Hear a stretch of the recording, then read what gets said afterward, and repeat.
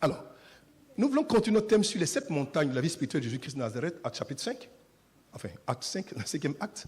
Et aujourd'hui, nous voulons revenir sur le mystère qui a été développé il y a 2 dimanches déjà, lorsque nous parlions du rapport qu'il y a entre la montagne de la croix à la montagne de l'ascension.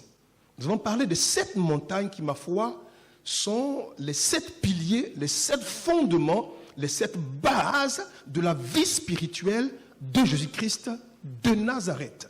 Nous avons vu que 7 éléments majeurs ou 7 comportements, 7 attitudes, cette façon de faire ont jalonné, ont meublé la vie de notre Père, notre Dieu. Et si d'aventure nous sommes invités, nous sommes sommés de tout faire pour pouvoir vivre comme Christ a vécu, parce que le Saint-Esprit qui était en lui est en nous, nous devons aussi avoir dans nos vies ces 7 éléments essentiels et indispensables.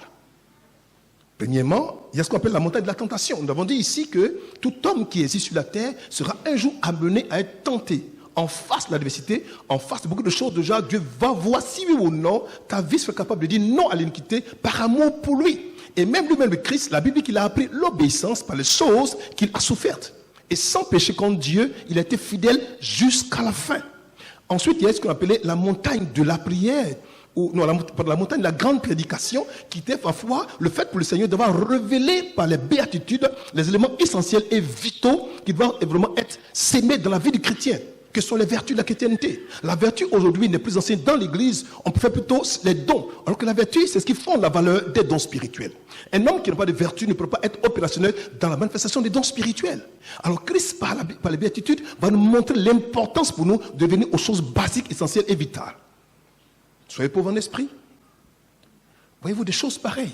Ensuite, il y a eu la montagne de la prière. Et vous allez voir que la montagne de la prière va être comme la montagne qui se trouve au milieu de ces 7 montagnes et va donc pouvoir affecter les 3 premières montagnes et affecter les 3 dernières montagnes. La montagne de la prière est la montagne indispensable à partir de laquelle toutes les autres montagnes sont devenues réelles, palpables, et essentielles. Vous allez voir que la vie de Christ a été sémée, pas sémée, a été sous-tendue toujours par une vie de prière vraiment assidue.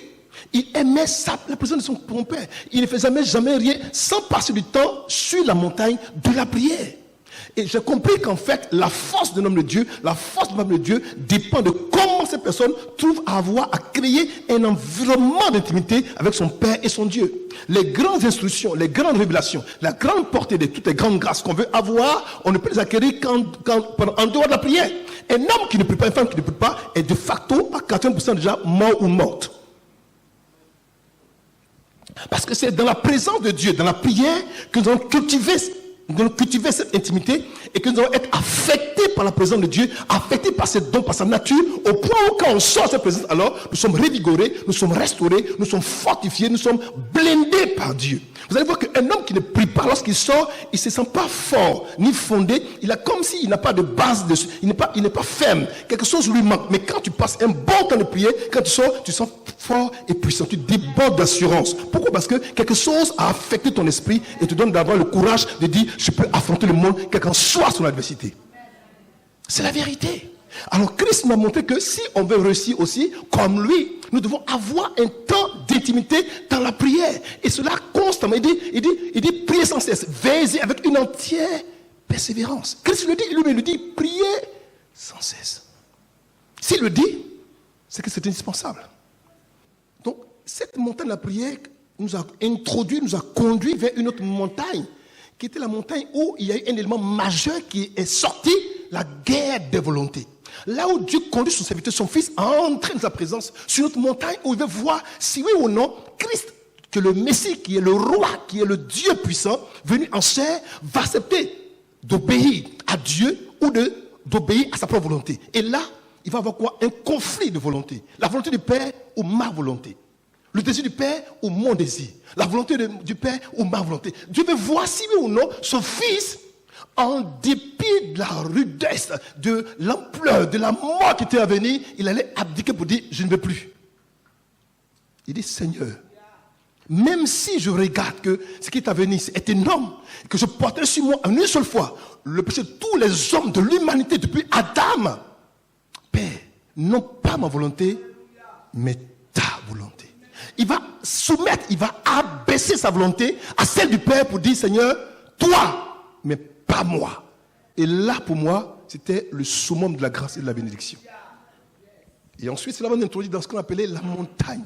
D'une autre montagne qu'on appelle la montagne de Golgotha, qui a été pour nous une montagne spéciale et particulière. Une montagne de révélation, une montagne où nous allons voir que Dieu va révéler une autre personnalité, une autre dimension de sa personnalité. Et à cette montagne-là, véritablement, déjà, on voit le Christ puissant, le Christ fort, le Christ qui guérit, qui réveille les morts, le Christ qui purifie les lépreux, être pris comme un enfant, être placé sur un bois et être cloué de façon... Waouh! J'ai étudié la question de la mort du Christ. Et il y a un grand homme de Dieu, un rabbin juif qu'on appelle, il s'appelle Yaakov ou Yaakov Ramsvel. C'est un juif messianique très puissant, un homme qui était versé dans la conscience d'écriture mais qui est messianique. Il a démontré que lorsque le Christ avait été flagellé déjà, avant d'aller à la montagne de Golgotha, il a été flagellé, il a été martyrisé, il a été meurtri, détruit.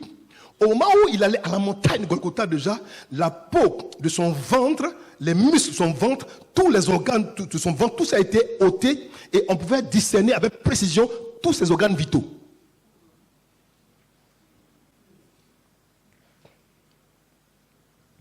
Imaginez-vous un être humain qu'on a battu avec un instrument de torture qui était parsemé de clous, d'os et qui était, ma foi, crochu. Et lorsqu'on frappait le corps, arrachait la chair.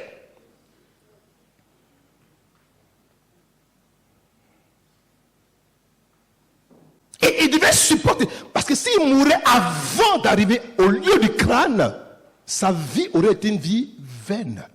Il fallait qu'il monte sur le bois de la malédiction pour ôter la malédiction. Donc il a dû supporter la flagellation, il a tellement supporté ces choses que même en partant sur le chemin,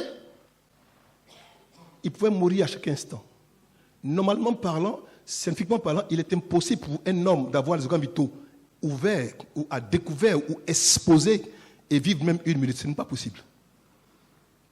Il a tenu. Il a porté une croix délicate et particulière. J'arrive. Donne-moi mon test. Et aujourd'hui, nous avons fait cette transition pour aller directement à la montagne de l'ascension. C'est le mystère de tous les mystères. Jusqu'à ce matin, je réfléchis encore sur ce mystère et je n'arrive pas à percer complètement ce que c'est. Et j'ai compris que Dieu est Dieu. Golgotha, au lieu du crâne, était un endroit hors de Jérusalem où le Seigneur fut crucifié à notre place et mourut de la mort la plus horrible qui soit. D'accord? Sur le chemin vers cette montagne, le Seigneur va faire une rencontre particulière. Regardez. Il va rencontrer Simon de Cyrène, dont l'assistance va être déterminante dans l'accomplissement du mystère de la 6e montagne. Ah! S'il avait été battu, et comme l'a dit, et comme l'a démontré Jacob Ramsdell, et que vêtements tous ses organes vitaux étaient apparents, il est évident qu'à un moment donné, il ne pouvait plus porter la croix en question. Mais voilà que va entrer en scène un autre personnage que la Bible appelle Simon de Cyrène. Simon de Cyrène. Et cet homme va entrer dans sa vie et contre son gré, en revenant de champ, il va être obligé, il va être contraint par les soldats romains à porter la croix du Seigneur. Alors, il y a une grande polémique qui se met en place parce que beaucoup de gens disent qu'il apporte la croix pour le Seigneur, d'autres qu'il a aidé Christ à porter sa croix, mais en fait, ce qui est sûr, c'est qu'il a porté la croix derrière le Christ. Donc, je me pose une question. Donc, s'il a aidé et qu'il ne voulait pas, personne ne voulait être associé à des hommes qui, lorsqu'on les condamnait à la mort par crucifixion, étaient censés être des personnes quoi? Des criminels, des personnes de bas étage, parce que c'était vraiment quelqu'un de mauvais, de bizarre, de destructeur, un meurtrier. Et il n'est donc pas bon pour une personne d'être associé à ce type d'individu. Mais cette fois-ci, alors que Simon revient de sang, revient de ses affaires, on le contraint, on le brise, à porter la croix du Seigneur. Mais vous ne savez pas que Dieu est étrange. Dieu est mystérieux. Pourquoi le Seigneur va permettre que ces affaires se produisent? Je suis convaincu d'une chose, le divin metteur en scène que le Saint-Esprit a occasionné cela à cause d'une chose précise. Écoute-moi bien, je te conduis quelque part. Alors, il n'est pas content, il n'est pas heureux d'être associé à cette situation difficile, mais quand même, il va prendre cette croix et il va marcher à la suite du Seigneur. Ils vont prendre cette croix de l'instant où il a été interpellé jusqu'à arriver à la montagne de la croix ou de Golgotha. Mais je me pose une question. Sur le chemin en partant, le Seigneur va trouver à parler aux femmes de Jérusalem. Pour les femmes de Jérusalem, ne pleurez pas sur moi et sur ma douleur, mais pleurez sur vous et vos enfants. Parce que si on fait cela au bois vert, qu'adviendra-t-il du bois sec? Si moi qui suis la vie, on me m'humilie, on m'abaisse la sorte, et alors, et vous, quel sera votre sort?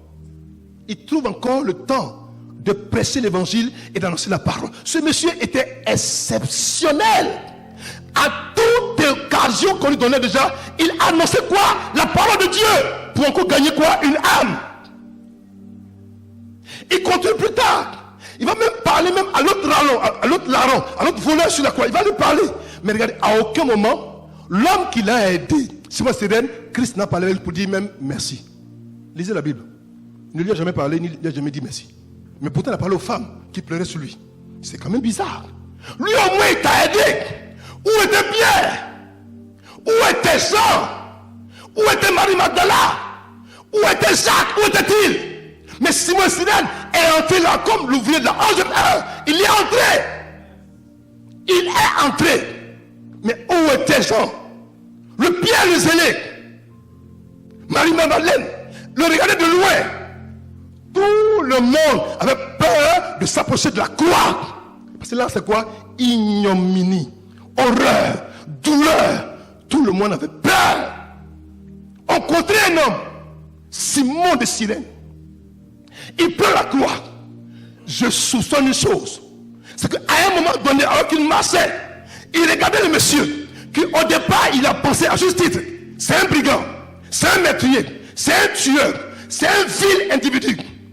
Mais à un moment, je suis convaincu d'une chose. Il a dû se tourner et le regard de Simon et de Christ a dû se rencontrer. Il y a eu un échange de regards. Il a regardé Simon. Simon l'a regardé. Et Simon avait tout compris. Il y a des silences de Dieu qui ne sont pas signes d'un abandon ni d'un rejet. Mais c'est le signe que souvent le silence est plus éloquent que la parole. Il y a des fois où tu penses que Dieu t'a abandonné. Tu cries, tu jeûnes, tu appelles, il ne répond pas. Pour toi, c'est fini. Dieu ne m'écoute pas, non. Non. Simon a porté la croix. C'est le seul dans la Bible qui a porté vraiment la croix de Dieu. Le seul. Mais à aucun moment, Dieu ne lui a dit, merci mon fils. Pourtant, il a porté la croix jusqu'à la fin. Pourquoi pas toi? Pourquoi pas toi? Il a aidé, il a contribué, il a souffert, il a payé le prix. Il a été mis au nom de malfaiteurs. Mais à aucun moment, il n'a reçu de Dieu merci. C'est bien. Merci mon fils. Il ne lui a jamais dit ça. Mais ça a été suffisant pour que Simon se convertisse. Qu'est-ce qui s'est passé entre-temps? L'amour vrai, souvent on n'a pas besoin de parole parce que la parole n'est pas assez forte pour exprimer, pour qualifier ce qu'on ressent. Mais un regard d'amour, un geste d'amour, un attouchement d'amour, une affectation d'amour, un environnement d'amour que Christ a dégagé. Simon a compris que ce monsieur, qui a tort au début, il avait un jeu de criminel, était certainement et à coup sûr le Messie, le Machia, le sauveur de l'humanité, l'homme saint, l'homme pur, l'homme droit, l'homme merveilleux. Regardez en Romains. Alexandre et Rufus sont ses enfants. Alexandre et Rufus sont les enfants de Simon. Donc si, plus tard, ces filles sont convertis et ont été collaborateurs de Paul, l'apôtre, c'est que quelque chose s'est produit entre-temps. Y a-t-il encore aujourd'hui des Simons de Cyrène prêts à porter la croix de Dieu, à supporter des injustices pour l'amour de Dieu? Est-ce qu'il y a encore des Simon et Cyrène dans cette salle? Est-ce que ça existe encore aujourd'hui? Ouais, j'ai fait ça, on ne m'a pas dit merci. Ouais, j'ai fait comme ça, on ne m'a pas dit merci. Oui! Et puis ça fait quoi si tu n'as pas dit merci? Qu'est-ce que ça fait? Pour qui tu l'as fait? Pour Dieu ou pour toi? Pour qui tu l'as fait? Pour Dieu ou pour toi?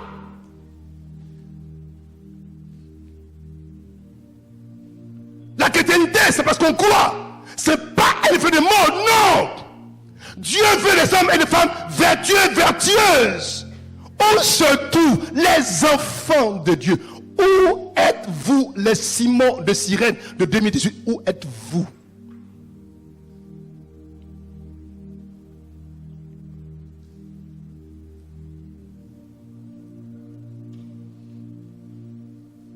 Il monte jusqu'à Golgotha. Je peux dire une chose dont je suis le plus sûr, c'est qu'il n'est pas reparti. Après avoir connu celui-ci, comment il n'a pas pu repartir? Vous savez pourquoi? La croix qu'il portait était tachée du... Oh. La croix qu'il a portée a été tachée par le sang précieux de Dieu. On ne peut pas être en contact avec le sang et ne pas avoir une affectation divine. Ce n'est pas possible. Simon, même si il ne mentionne pas avec précision, est le seul qui, au soir de la vie du Christ, est resté à sa côté et a vu sa mort. Était présent. On l'a conduit là-bas. Il est monté là-bas. Les autres étaient de loin. Il regardait de loin. Simon lui a vu de près. Mais pourquoi? C'est l'ouvrier de la 11e heure.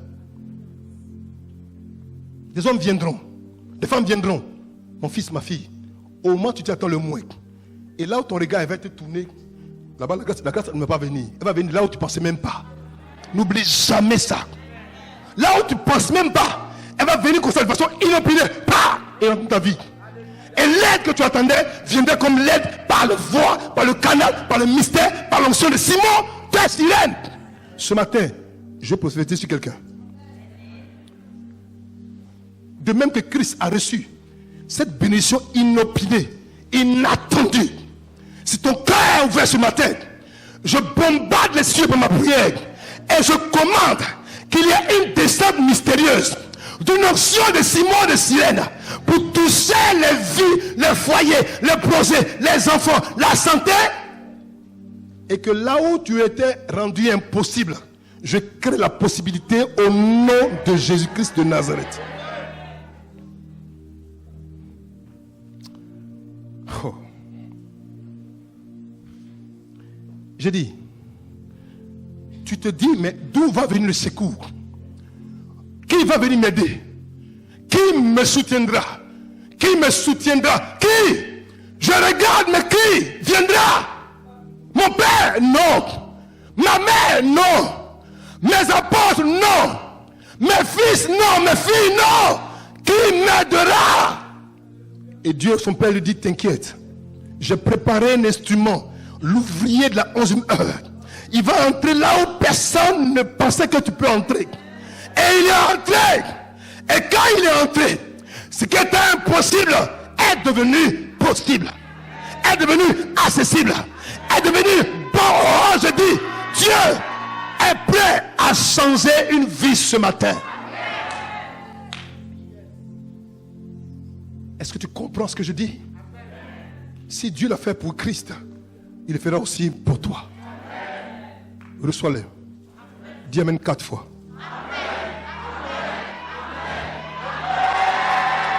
Je vais vous asseoir. Donne-moi mon test. Regardez. Le temps est parti. Donc je ne vais pas. Regardez. Comme il l'emmenait, il prit un certain Simon de Cyrène qui revenait des champs et il le chargeait de la croix. Il le chargeait de la croix. Il a porté la croix contre son gré pour qu'il la porte derrière Jésus. Donc, Jésus est devant. Il la porte derrière. Donc il voit le monsieur qui marche. Vous savez, quand quelque chose est lourd, on le met comme ça à un moment donné, on le fait comme ça, et puis il a regardé la vue. Waouh. Ils ont continué le chemin. Ils ont dû porter à tous les deux. Le chiffre 2 est le chiffre du témoignage. C'est le chiffre de la division, de la séparation. C'est-à-dire, Dieu permet que ce jour-là, que se produise de façon tellement spéciale qu'il comprend que ce monsieur devant Simon Cyrène déjà devait être sauvé. Donc le grand créateur, le divin metteur en scène, le Saint-Esprit, voyant que Simon Cyrène avait des fils, Alexandre le fils, qui plus tard allait servir la cause de l'évangile, va provoquer une rencontre mystérieuse. Même sur le chemin de la mort, il continue de périr et de sauver des âmes. Quelle consécration! Quelle détermination! Quel esprit de stratège! Non! Le divin metteur en scène, le Saint-Esprit, est un grand stratège. Il occasionne cela. Simon a à côté avec le Christ, tous le sang, tous la sueur. Et il va avoir quoi? Un dépôt divin qui va se produire. Il est touché, il est gagné, il est converti. Plus tard, sa famille en sera quoi? Affectée. Ton salut aujourd'hui peut sauver ceux de ta postérité. Fais attention. Prends garde à comment tu sers Dieu. Prends garde à comment tu sers Dieu. Il y va d'éternité de tes enfants ou ta postérité. Fais attention. Ne laisse rien te distraire. Le monde et sa gloire, tout ça c'est passager. Je ne le dirai jamais assez. Mes enfants, je vous en prie, regardez autour de vous. Regardez un peu. Quand vous lisez un peu les informations, on ne sait même plus où on s'adresse sur la terre. On ne sait plus. Ici, le pont est tombé dans son mot. Ici, la terre s'est cassée dans son dos. Regardez autour de vous. Il n'y a plus rien, mes enfants. Soyons prêts. Soyons prêts. Soyons prêts. Soyons prêts. Je vous prêche cet évangile-là. Mais un jour, je vous dis, un jour d'éternité, vous bénissez Dieu pour ma vie. Vous bénissez Dieu pour ma vie. Un jour, ma vie, vous allez bénir Dieu pour ma vie. Je vous dis ce qui est juste et ce qui est vrai, ce qui est noble, ce qui est droit. La vraie vie, pas cette vie qu'on a tronquée, qu'on a manipulée, qu'on a dévoyée pour faire croire que vous avez échoué. Non, vous n'avez pas échoué. Vous n'échouerez jamais. Car vous appartenez à celui qui est le prince de la vie. Celui qui est venu mourir pour vous par amour pour vous. Normalement et naturellement. Et à coup sûr, vous ne pouvez pas échouer. Le monde va vous tromper. Vous montrer un semblant de salut. Une parodie de salut. Pour dire, regardez. Quand on dit qu'on est bien, on a une grosse maison, une grosse voiture, beaucoup d'argent, beaucoup de femmes, beaucoup d'enfants, beaucoup de ça, beaucoup de ça. Et c'est là qu'on dit qu'on a réussi. C'est faux. C'est bon dans ces choses, mais ce n'est pas indispensable. Oui, ce n'est pas indispensable. Il y a une vie au-delà de ces choses. Il n'avait rien.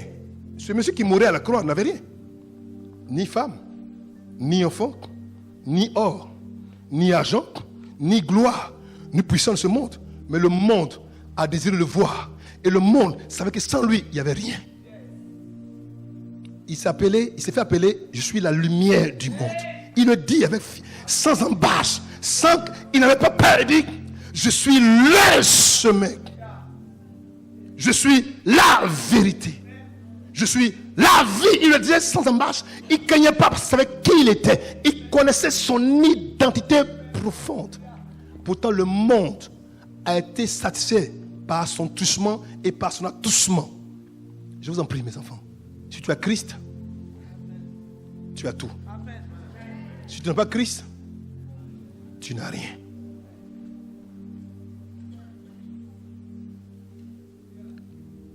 Continuons.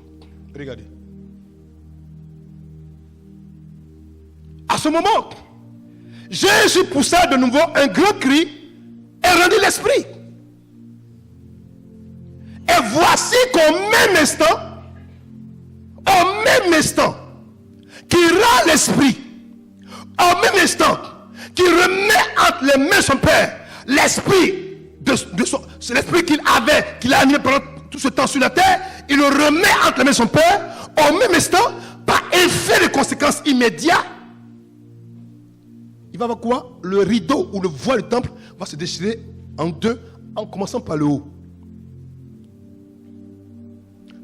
Ça se déchire. Alors, je comprends que la montagne de Golgotha a été la montagne par laquelle le voile qui empêchait toi et moi d'avoir accès à la présence tout-puissant, Dieu va...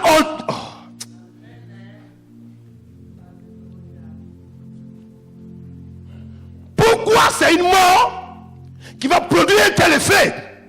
Parce que s'il n'y a pas de mort, il n'y a pas de véritable vie. La vraie vie vient toujours après une mort. Si tu ne meurs pas, tu ne vivras pas. Non. Je dis non. On ne veut pas mourir aujourd'hui. On a des comportements, on a des attitudes, on a des pensées, on a des attitudes, des pensées, comportements. Quand tu vois, tu te demandes, mais est-ce que ça c'est un chrétien? Vous pensez que tout ce que vous faites, tout ce qu'on fait, Dieu ne voit pas? Il voit. Il sait. C'est comme même on dit dans le secret. Il entend, il sait. Mais un jour, ce qui est caché sera révélé. Quel que soit le temps, ça sera quoi? Révélé. Il faut que cette vie meure. Elle doit disparaître pour te faire entrer dans le sein des saints. Là où se trouve la vraie vie. La vraie vie. Mais qu'est-ce qui a rendu possible? La mort de Christ à la croix. Il meurt, il fait l'esprit, pas en même temps, il fait les conséquences, c'est déchiré. Je me demande comment les hommes qui étaient dans le temple en tant d'officiers, comment ils sont combattus. Ils ont dit, mais ça c'est grave. Parce qu'ils n'ont pas le droit de voir ce qui est de l'autre côté là-bas. Seul le souverain sacrificateur pouvait y entrer. Cette année-là, Dieu va changer radicalement le souverain sacrificateur. C'était plus celui qui était en office à Jérusalem, c'est plutôt un autre que Dieu va établir, celui quelque part sur la croix. Ah oui. Et il est entré, mais pas dans le lycée de la terre. Il a fondu ceux qui étaient sur la terre pour entrer dans ceux qui étaient dans les cieux. Il est entré là-bas, non pas avec le sang d'un animal, mais avec son propre sang. Pour dire, Seigneur, voilà le prix, voilà le gage de ce que moi, Christ, ton fils, ton serviteur, j'ai payé. Tu as demandé qu'on apporte la contrepartie, la rançon pour les hommes de la terre. J'ai payé. Voici la monnaie. J'ai payé.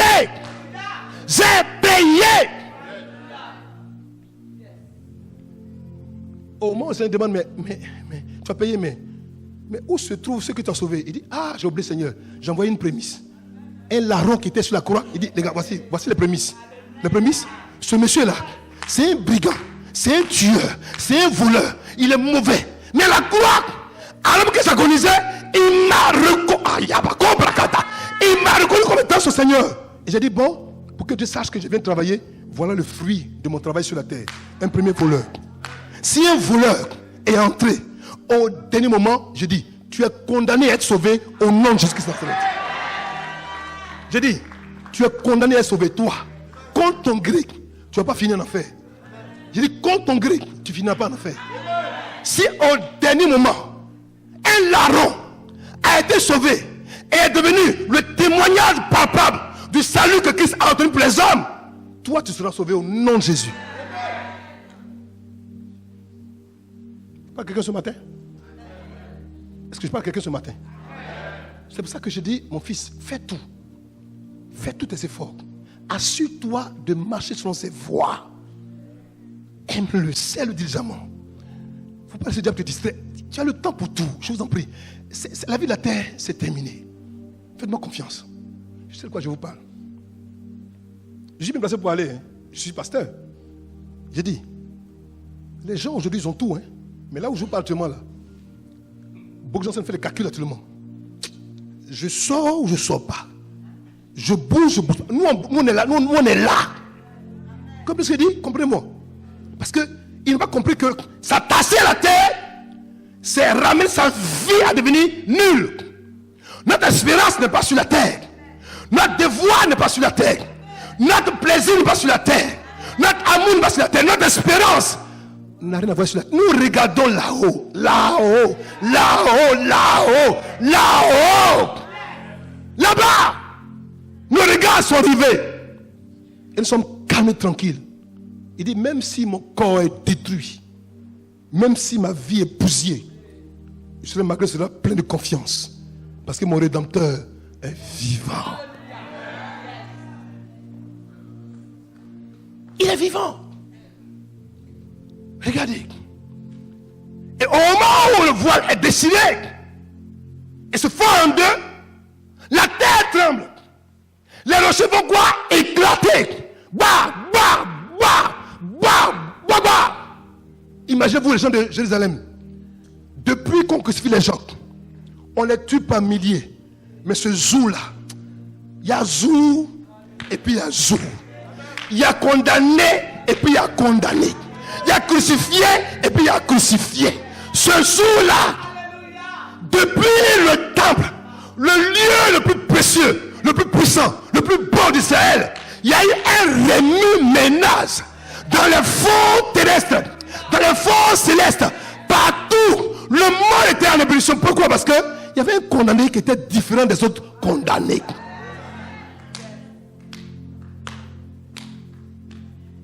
Continue. Il dit quoi? Des tombeaux s'ouvrirent. La montagne de Golgotha a permis que le tombeau dans lequel ta vie, ton travail, tes projets, ta santé avait été confisquée. C'est-à-dire au moment où il meurt et qu'il rend l'esprit, en même temps, une option est libérée. Là où les hommes étaient confinés, cassés, emprisonnés, depuis Adam, jusqu'à ce jour, vous entendez des cris de mort, de suppliciés, des cris d'agonie, de peur. Ce jour-là, quand bien même qu'il était confiné, coincé, bloqué sur la croix en malédiction, il a quand même libéré le reste de l'onction qui était ailleurs. Tous les non-dits, ce qui n'a pas été prêché, ce qui n'a pas été révélé, ce qui n'a pas été annoncé, qui est resté en lui, il s'est concentré. Et puis il a relâché le dernier mystère.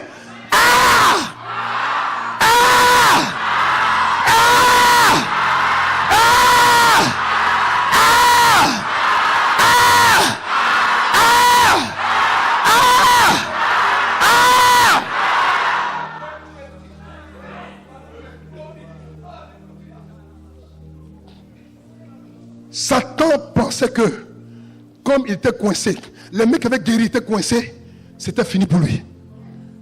Il pensait que le pied qu'il envoyait dans les yeux pour guérir les gens était coincé, c'était fini pour lui. Il a oublié qu'il avait une voix. Et que celui qui était coincé là s'appelle quoi? La parole. Il s'appelle la parole. Il s'appelle la parole. Il s'appelle la parole. Il s'appelle la parole. Il s'appelle la parole. Il s'appelle la parole. Il s'appelle la parole. Il s'appelle la parole. Il s'appelle la parole. Il aurait dû lui couper la tête. Si il avait coupé la tête, alors Adam aurait été coincé dans le Hadès. Abraham aurait été coincé dans le Hadès. Jacob, mais il a dit et quand c'est sorti, c'était trop tard pour le diable. Partout.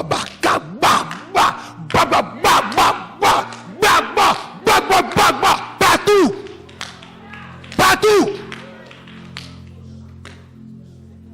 Il a provoqué une résurrection étant encore en train d'agoniser. Regardez, un homme qui agonise, un homme qui est en train de mourir, il a provoqué des résurrections.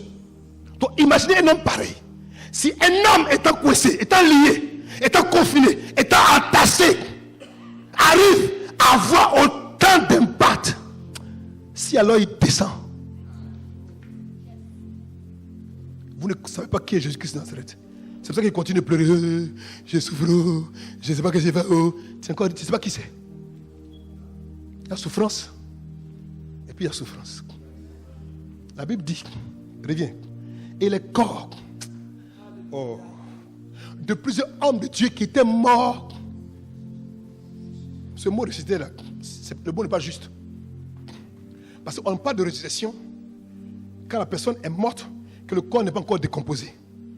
Dans la pensée, ce qui est juste, une personne ressuscite lorsque la personne, ma foi, est morte et que le corps est encore capable et puis on peut maintenant ramener la vie. Et normalement, scientifiquement parlant, déjà, après 72 heures, un corps entre en phase de putréfaction, non de décomposition. Mais ces hommes-là, ils sont morts depuis des siècles. Donc, ce n'est pas ressuscité qui est là. Le mot, parce qu'il n'y a pas de mot. En fait, il n'y a pas de mot scientifique, il n'y a pas de mot humain pour qualifier le mystère. En fait, ce sont les eaux qui ont... Aïe. Ce sont les eaux qui ont été reconstituées, c'est-à-dire en une fraction de seconde. Au moment où le cri, aïe. Je me souviens comme c'était là hier quand Dieu disait, faisons l'homme à notre image. Cette parole avait été suffisante pour créer l'homme. Mais ce jour-là, Dieu m'a dit faisons. Dieu a dit crions. Et il a crié. Qui a crié? Bah, c'était fait.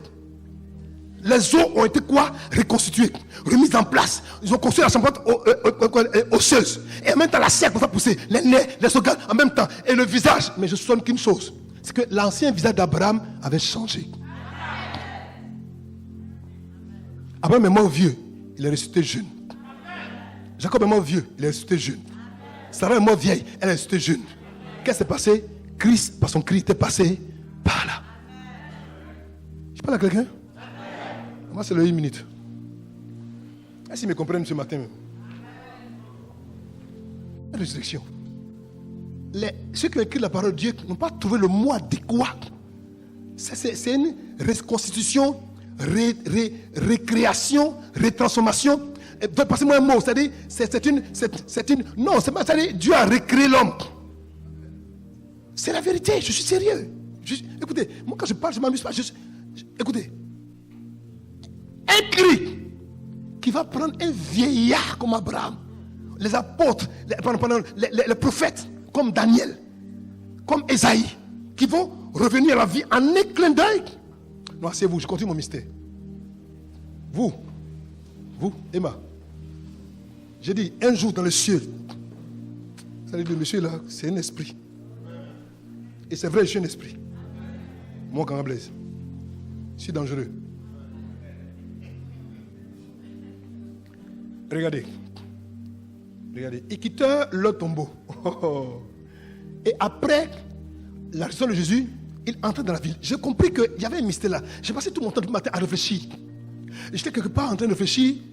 J'ai dit, mais Seigneur, donc ils ont quitté leur tombeau. Mais le tombeau dont il est question, c'est pas le tombeau. C'est un tombeau de... C'est un endroit, ils sont revenus à la vie. Mais comme Christ n'est pas encore ressuscité, parce qu'il va ressusciter d'abord le premier, donc ils ont quitté le tombeau, et puis ils sont quand même restés dans le cimetière. Bon, imaginez-vous les gens qui passaient à côté, qui regardaient. Je dis, mais attendez, mais ils viennent d'où ces gens-là? Les responsables de gloire, de beauté, de puissance, de seigneurie. Dans le cimetière, ils n'ont pas bougé. Christ est mort un jour. Donc c'est ça, un jour, 2 jours, 3e jour. Tchabaka. Au moment que Christ revient à la vie, maintenant ils sortent. Maintenant pour se montrer, maintenant pour dire. Et là, on dit, oh, Abraham, Moïse, Jean-Baptiste, oh Daniel. Il dit, où beaucoup de personnes les ont quoi? Aperçus. Pourquoi ça est possible? Pour dire que la résurrection là, ce n'est pas une fiction, c'est une réalité. Ça s'est passé même au temps de Christ. Si eux, ils sont revenus à la vie, mon fils, ma fille, toi aussi, tu vas revenir à la vie. Preuve. Ça a été fait déjà une fois. Ça va te faire une seconde fois. Tu me comprends? Je m'arrête là pour aujourd'hui. Que Dieu vous bénisse.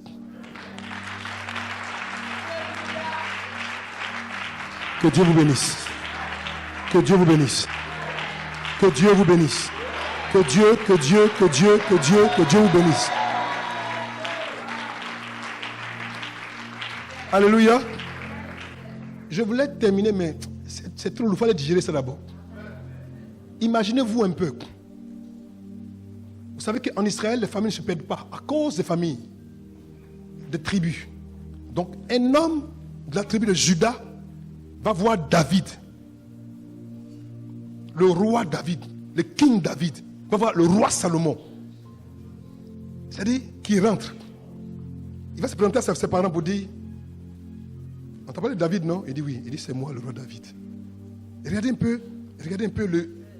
Il va dire, mais attends. Mais qu'est-ce qui s'est passé? Il dit, non, le gars vous avez tué là. C'est le maître, c'est le grand, c'est le maître.